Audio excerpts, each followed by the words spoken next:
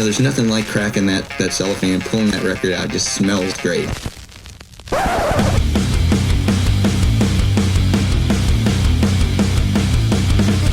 Welcome to BODS Mayhem Hour. Non-stop hardcore energy. I love the show, guys. You're awesome. Unlike any other. With your host, John the Bod, a.k.a. the Bod Father. Man, this stuff rocks. Hey guys, this is Neal from DevilDriver, and you're listening to BODS Mayhem Hour podcast. The views and opinions of the guests do not necessarily reflect the views and opinions of BODS Mayhem Radio Network, its staff, affiliates, or sponsors. Parental discretion is advised. Welcome to BODS Mayhem Radio Network. Hey everybody, welcome to BODS Mayhem Hour. I'm your host, John the Bod, a.k.a. the Bod Father, and as always, I'm bringing you guys and gals awesome interviews. Today, it's an honor and a very huge privilege to welcome Neal Tiemann, guitarist of DevilDriver. DevilDriver is set to release their new full-length album, Dealing with Demons 1, out October 9th via Napalm Records. Also, check out DevilDriver's lead track entitled Keep Away From Me, and their new track entitled Iona. And Iona is pretty badass. Really good stuff. Please, guys, check that out. Dealing with Demons 1 is the follow-up to 2016's Trust No One album and 2018's project Outlaws Till The End. And let me tell you something, folks. Pick these two albums up. You will not be disappointed. Pick up their old stuff as well, because these guys throw it down, and they throw it down awesome. So, Neal, how's it going, man? Hey, man, going great. Thanks for having me. Not a problem. Glad to have you on the show, man. Glad to have you on the show. So let's jump right into this bad boy. Sure. How have you been doing, and what have you been doing during the pandemic other than talking and promoting the new full-length album, Dealing with Demons 1? Yeah, man, not much to say shortly, but I'm doing fine. Just spending a lot of time at home with my wife, reading a lot. I'm still writing for whenever we get to record again, and watching just enough news to know when I can go back on the road again. But that's about it. It's kind of scary times, man, because we really don't know what to believe. It's like, this week there's hope, and then next week it's like, oh, gloom and doom again. Here we go. You just don't know what to believe. It's hard, man. I just try to stay close with my family and friends, not listen to too much bullshit, and just try to keep it positive and remember the good things in life while I got them, Yeah, exactly. Yeah, because tomorrow is never promised. That is for damn sure. Yeah. DevilDriver has spent almost the last 2 decades pounding the road and creating heavy music. How's it feel creating music for the last 2 decades, man, as a band, and now to add Dealing with Demons 1 album in the DevilDriver library? Man, it's unreal to be a part of DevilDriver. It's I joined a little later than I wasn't there for the first few records, but just to be a part of the powerhouse that it is an honor, and it's certainly fun, and I'm just so glad it's given us the opportunity to tour all the time, and I'm hoping that this Dealing with Demons, once it goes out, will facilitate that more as soon as possible. What was your draw to DevilDriver? What made you want to be part of this band, man? What was the, I guess, niche for you that made you say, I want with these guys? And you kind of hit it on the head with the last question. It was mainly the rigorous touring schedule. I love touring. One of my main loves in life is playing guitar live on the road, whether it be for people or not. Getting to just play with my friends is fun. But with DevilDriver, we're pretty much guaranteed to have a crowd there too. That's probably the main thing. Des and I were friends before I was in DevilDriver, so I got to see his passion on a friendship level, and it can never hurt to be, in with somebody like that's passionate about music and wanting to do it right, and wanting to tour for people. That's the one thing about Des that just blows my mind. Even though I'm a fan outside of this, I've spoke with Des several times. He's been on the show. What he says on the albums is what he means. I mean, he wears his heart on his sleeve. I mean, that's what he means, folks. And he's the purest guy that I've known that stands by those lyrics. Yep, he puts everything into it, for sure. Were you guys a little nervous releasing this album in this crazy pandemic? I wouldn't say nervous, no. I might be the wrong person to ask on that. Whenever I record stuff, and whenever I get my parts done, I'm just antsy to get it out at that point. Especially this one. This one took a little bit because we were touring a lot. We recorded this, at least the music parts of it, all the way back in 2018. So it's been a long time coming for me. And I remember at the beginning of this being like, shit, man, we got to get this out now. Let's get it out now. Let's get it. I thought, people are at home. Let's get them to stream it now. Obviously, you got to have a plan, and that's the reason why I'm a guitar player and not a marketing whiz. But no, I wasn't nervous at all, man. It's once I record a record. Again, just speaking for myself, other guys might have a different viewpoint, but once I get it out there, I kind of the damage is done at that point, and I know the label's going to put it out. People are going to hear it whether they like it or not. I know that I did my best on it, and I love it. So I was just ready to get it out. See, here's the thing about it. It's like, it's new to us, but old for you. I can see that. Like, let's get this out. And that's the case with almost every record. Yeah. It's like, let's get this out. Let's get it over with. God, I'm tired of this. Let's write some more stuff. And I'm sure you guys have a lot of more stuff coming down the pipe for sure. Well, yeah. I mean, it's especially being home this much lately. We've been writing like mad while we're home. That's all I really can do lately, And, I mean, obviously we're going to wait. We got to put out this record that I love first, and hopefully that gets us a lot of touring with it too. Yeah, and we're going to talk about that later in this podcast, because Des has said there's going to be albums year after year after year. We're going to talk about that in depth here a little bit later, but we're going to go on to some other good stuff here too. So what's impressed or excited you the most about making the new album, Dealing with Demons 1? If anything, is there anything about this album, Neal, that sticks out for you personally, possibly? The first thing that comes to mind is that this is the first DevilDriver record that we've ever done in which we had two different amps going on left and right. So, when you listen to a stereo recording, what we would typically do and what most metal bands do is you develop your sound. You spend a lot of time. This is going to be the sound of the record. The guitar tone is this, and then you record the whole record with that tone, and then you go back and do your leads with whatever leads you want to do. But on this one, we took it by song basis. Every one of the songs is a different amp on one side that's me playing, and then on the other side is Mike on a different amp.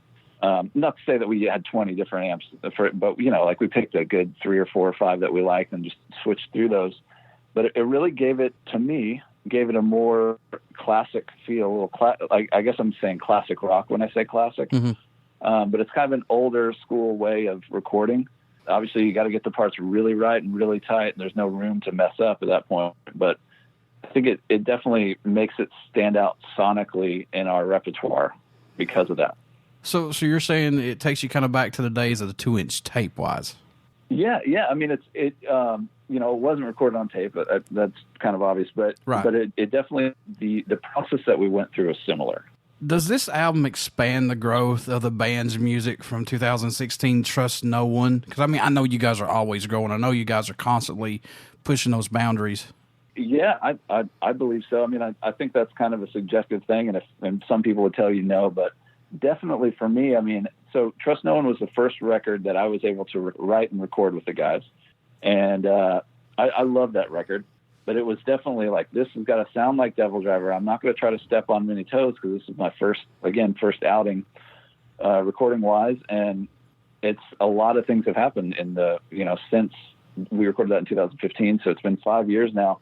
A lot of stuff's happened. I feel like I've come into my own and into my, my position in DevilDriver and what's expected of me and what's wanted of me and what I want out of the band too. And through being more comfortable in that, I feel like this record is way more expansive as far as letting me do what I want to do, but keeping it in the tone, And mm-hmm. I think that also goes for Austin, because Austin also joined on that 2015 recording session that then turned into 2006's Trust No One. Any tracks standing out more to you than any right now on the album? I know it must change every time that you talk about it or every time you listen to it, because I know these are your babies, but do you have any that stick out for you personally?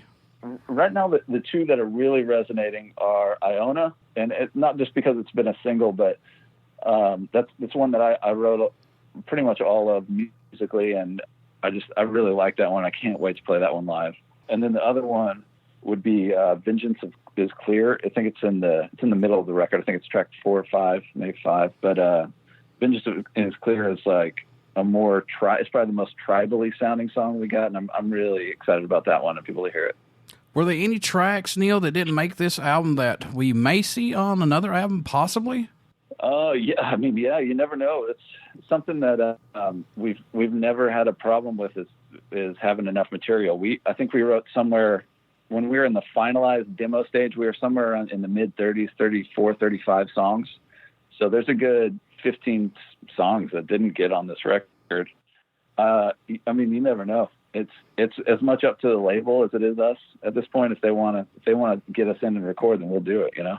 I mean, I know there's a part 2 coming down the way on this later, but yeah. Whenever I speak about this, I'm talking about them both as a double record. Yeah. Right. Exactly. And like you just said, I mean, you guys are home, and all you can do is write. So, how much do you guys have written so far that hasn't seen a light of day, possibly? I can't speak for Mike. As far as I'm concerned, man, I think if you don't count that 15 or so that didn't make the record, I've written around, it's just under 20. I think it's 17 or 18 songs, music beds, I would call them. Goodness. Yeah, ready to go. I try to stay busy. I mean, one of the hardest things about this lockdown and staying at home, not being able to get out much, for me has been telling myself it's okay to take a break. Because usually I'll go on a tour, then I get home, take like 2 or 3 days off max, and then I just write while I'm home, and that's how I kind of keep up some good, some bad, but at least just get it out there and see what it sounds like in a week or two. But since we haven't had any tours breaking up that writing, I did a good like solid month of writing, month and a half, and then I started getting down on myself because I was like, I don't really feel like writing today. Well, what am I going to do? And it's normally when a tour would break it all up. But I had to get right with myself of just sitting around and be like, it's okay for me to sit here for like 2 or 3 days and just, read, play a video game, watch some movies, just check in with my wife, hang out with her. It's okay to do that and then get back to it whenever I feel like it. That was probably the hardest part. Yeah, and I'm very anxious to see if there's any more bands going to do a double disc, because I remember back in the day, man, you would see double discs a lot coming from bands. Yeah. And I'm just wondering now if we're going to get that. And I'm glad you guys are doing a double disc. Thank you all for that, first off. Because thanks for enjoying it. Yeah, because I mean, I think we've got away from that. I think everybody tries to rush and get something out so they don't get forgotten. And I just wish everybody slowed the fuck down. Yeah, man. I mean, I get it. It's people's attentions are shorter than ever, or so they say. And a lot of people would tell you that, just at this point, putting out singles and EPs is the way to go. And it may end up being true. Who knows? But I think we're just in a fortunate enough position. It's 100% the fans that have put us here. Fortunate enough position to where we can take our time with a lot of material and release it all at once. And people will get into it, hopefully. Yeah. Was there a song that you guys were working on that totally ended up sounding different or took a major turn before it was completed? Let's see. Yes, there was.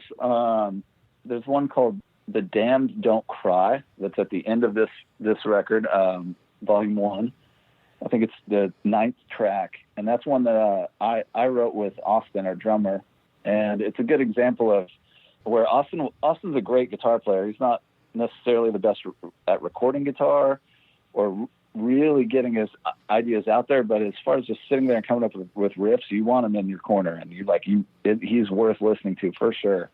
And he's proven that on his older band Chimera and some other stuff that he's written on. But that's one we wrote together, and I feel like the main riff of that, which is already in an odd time signature, was like really out there when we first did it.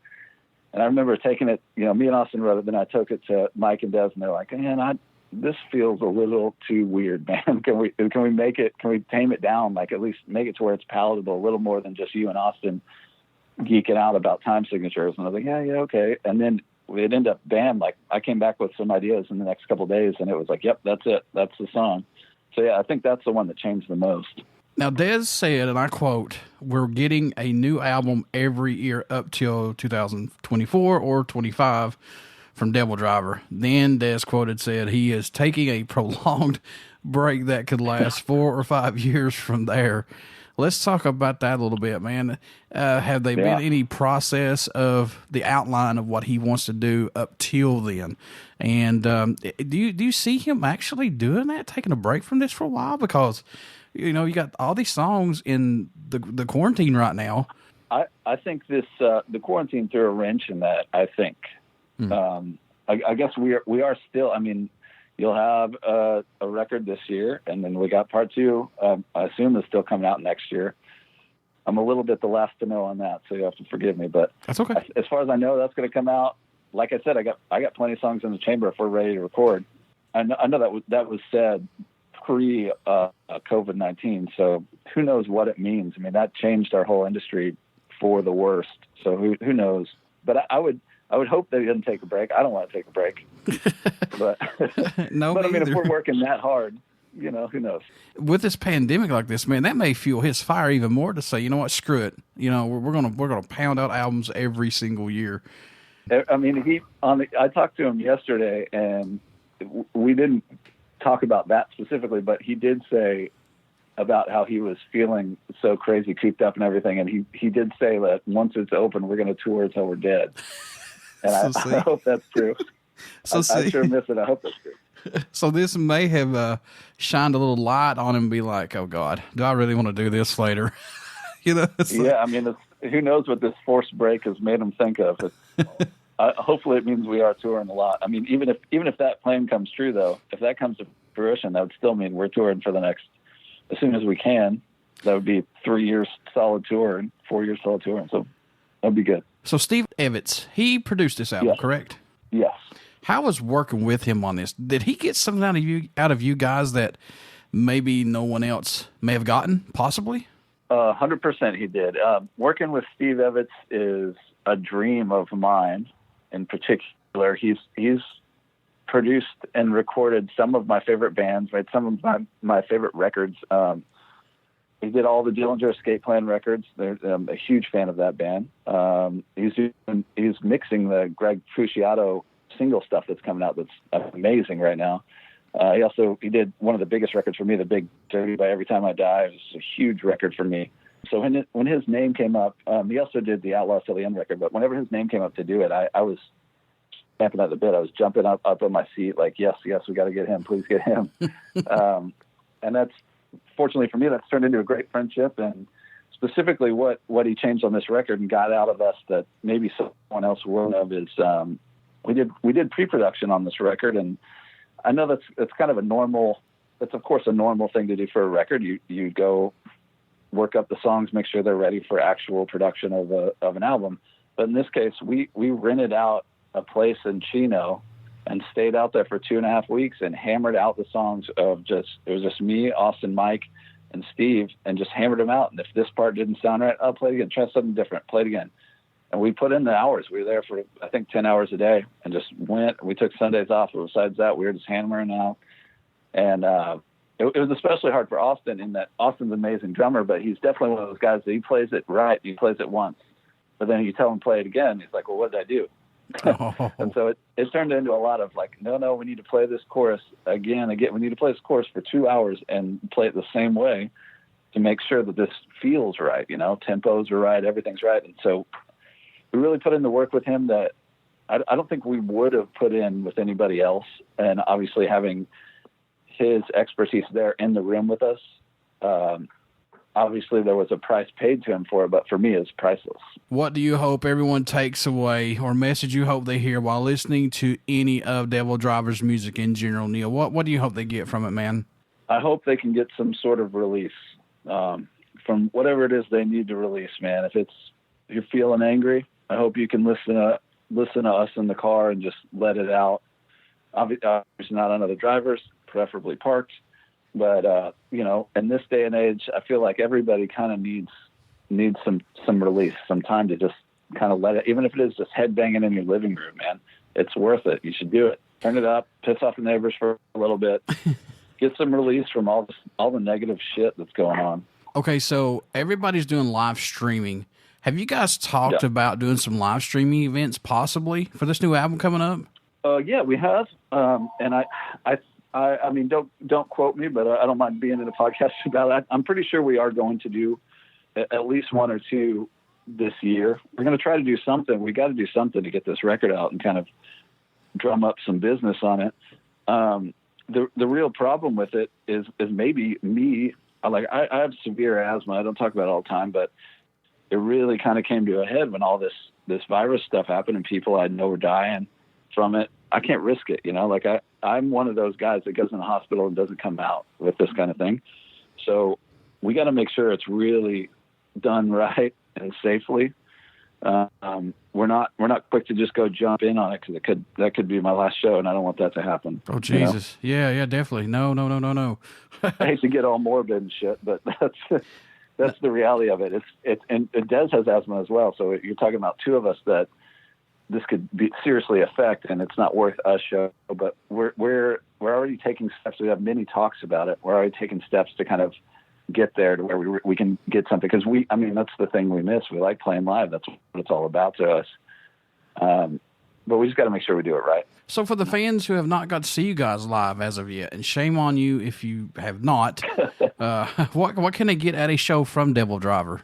Like I said just a second ago, that's where it's at for us. We of course love recording.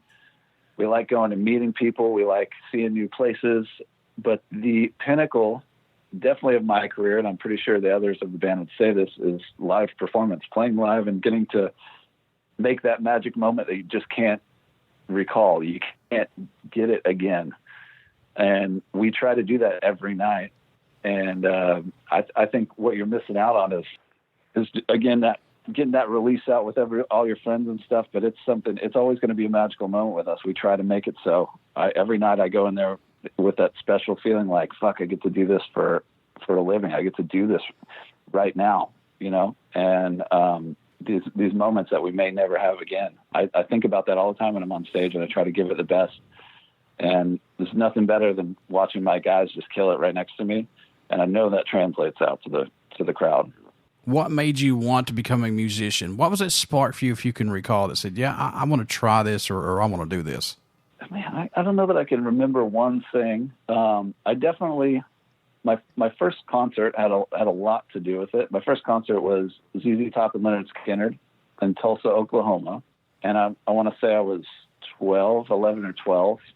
I didn't play guitar yet, but I remember seeing ZZ Top up there, and I'm from Texas, from Dallas. So, of course, everybody knows ZZ Top down there. I mean, who doesn't know ZZ Top anywhere, I guess? But exactly, they were big heroes. And I remember seeing that it can be done, and they do it with all this Texas flash and shit. And I was like, man, I remember thinking that could be cool. And then I continued to go to concerts and picked up guitar maybe 3 or 4 years later. And I think it started with songwriting. That I started writing songs just by myself, just trying to really emulate whatever I was listening to of the day, like Soundgarden and stuff like that was coming out. And I just found a passion in that I couldn't find in school. I played hockey a little bit, and I really liked that, but it was nothing compared to writing songs. And what came with the writing songs is, well, you're writing songs, let's hear them. I want to hear it. So then you're playing for your parents, you're playing for your family. And then you get like the party gig, and it just kind of moved up from there. But maybe it just started with that concert and writing songs. I love watching ZZ Top live, and I'm not knocking anybody out there, but it just seems like they have this ebb and flow, and it's just so smooth. You know what I mean? It's like it's effortless, as in 100%. And I'm going, hell yeah! They're still one of my favorites. I still listen to them nearly every day, and but they've got something going on, especially now. They've been a band for like 60 years now, 70 years maybe, easily, yeah. And that's, and they stayed just those three. That's got to be a musical bond. I mean, it's you're talking about right now. That's the bond. It's like no other. It's so smooth and effortless. They know what they're going to play. They know each other. Even if it's a vamp, if it's like we're just gonna solo here for a little, let Billy take it, they know what's gonna happen, and they can move with it and groove with it, and it sounds like no other band. Yeah, and watching them feed off each other is just like poetry in motion, if that makes sense. Yep, I fully agree. Do you think concerts and festivals will have the same impact as before with sales and attendance, or do you think this has hurt it in the long run after all this is over with? I would imagine that it's going to be years before it's the same. I can't go living my life right now thinking that we'll never have big shows again. That just can't be on my radar right now.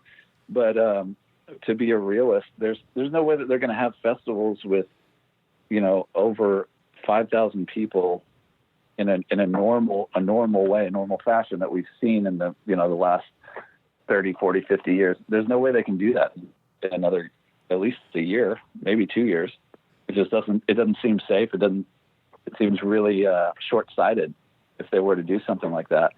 So I think it's going to definitely affect us here for the next couple of years, but I really hope that we will see, and I gotta believe that we will see a day where we'll have those Bakkens, we'll have those Bloodstocks. Even I realize that they're booking for next year already, and they still may happen. I would love to be proved wrong on this, but I can't imagine a world when those can't be there for people, both for the musicians and the fans. It means. I know how much it means to fans because I see them at meet and greets and they talk to me online on social media and stuff. But everybody out there's got to know that it means just as much to us musicians to get to play it, get to do it. And I think you can tell by everybody's social media, your musician, people that you like, that you follow, you can tell how much they're hurting from this. And obviously it's financially, but it's even more so. It's just that this is what we were born to do, and we can't do it right now. So it's, I guess to bring it back around and stop just talking your ear off about it. I think it's just got to get back to where it is. I don't think it will be in a couple of years. But there's just, I can't see living a life without it. Yeah. Especially like all your crews and stuff that's helps behind the scenes. They have families and everything. Yeah, I mean, this is crazy. It is crazy, and it's fortunately there are a couple of grants that have been set up. There's like the Roadie fund, some things like that. There are a couple out there, and I encourage everybody to please donate to those as much as you can. But it's still not enough to live on. Like these guys that spent their whole lives learning how to work a venue, work a soundboard, run a security check, do whatever. They've got nothing now, and they're going to be the last to get back to their jobs too once it's open. So it's a tough spot. I know that you guys have played all over the place, but is there a country that stands out or shocks you that DevilDriver gets support from, or DevilDriver's music gets played in? I'll go on record. I've said it before, but Mexico is my favorite, and they go the most crazy for DevilDriver. And I mean, I've always had a love for Mexico. I grew up partly in real South Texas, in Brownsville, near the border. So I've always had a love for Mexico my whole life. But it's great to be in a band that gets huge support down there. I wish we played there more. Besides that, we went to Australia last year. We just got home about a year ago now from that tour, but that one was a shock for me because we had never played there as long as I've been in the band. But we had sold out shows, man, and we had meet and greets that lasted 45 minutes. And we had to make sure we wanted to meet everybody that would want to be there, But what would normally be like a 10-minute thing turned into 45 minutes, turned into an hour. It was crazy. So I was super shocked by that. I had a lot of good Aussie beers down there. Did you have a go-to album or maybe a song when you were younger that affected you as far as giving you inspiration or just made you think that things were going to be okay when you had a bad day or anything? Yeah, I would say Wish You Were Here by Pink Floyd has always been, even though I know it's about Syd Barrett and kind of the loss of his mind and the loss of his friendship through that with those guys. For me, it's a sorrowful album, but it's always kind of been a source of empowerment. It's always made me feel good when it's on. As far as a metal record, Diary of a Madman was hugely influential, and I remember putting that on in my darkest of teenage days and finding some light in that. God, that's so good. That album is so damn good. It's hard to beat, man. That's another one where you asked me my favorite track, and it's going to change probably every day. But Yeah. I was just going. I just had a conversation with Steve Evans, the producer of the latest record, about that record, and we're both really into SATO right now. That solo just so good, so good. I tell you what, I mean, when you listen to Diary of a Madman, that song, I love the way that beat is of that the whole song. It takes you on a roller coaster ride, if that makes sense. Yeah, it totally does. Yeah, I agree. Did you get to see the 9 Lives of Ozzy Osbourne documentary the other night? No. It's on my list, but is it good? Yes. Okay. Yes, I will not tell you anything about it. You just need to. Yeah, don't.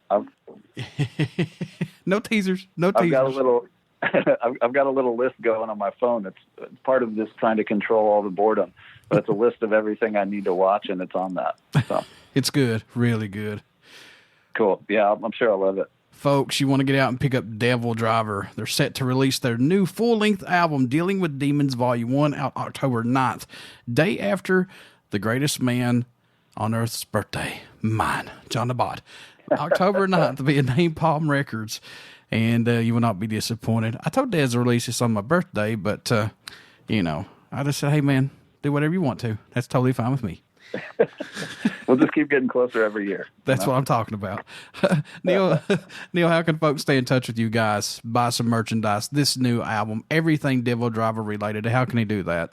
They can do that at DevilDriver.com. We're also on, Facebook, Instagram, Twitter. It's just at DevilDriver. And, the links are right there. Let's get there. And before I let you go, good sir, would you care to do a promo for my show? Certainly, I'll do that. Hey, guys, this is Neal from DevilDriver, and you're listening to BODS Mayhem Hour podcast. Everybody stick around. We got some great stuff coming up. You only hear these interviews right here on BODS Mayhem Hour.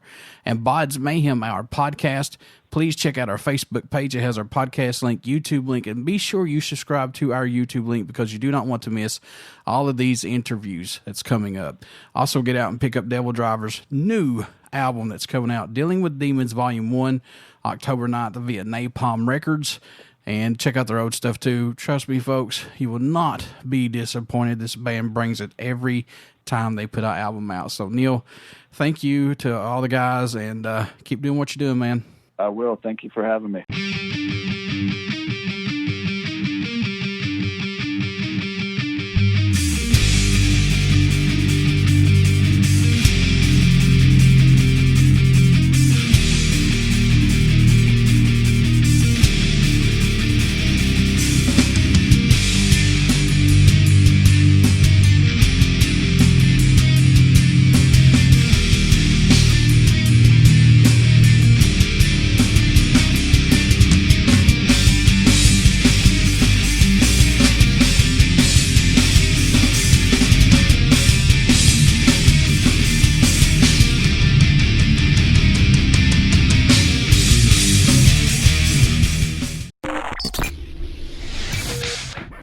You're listening to BODS Mayhem Hour.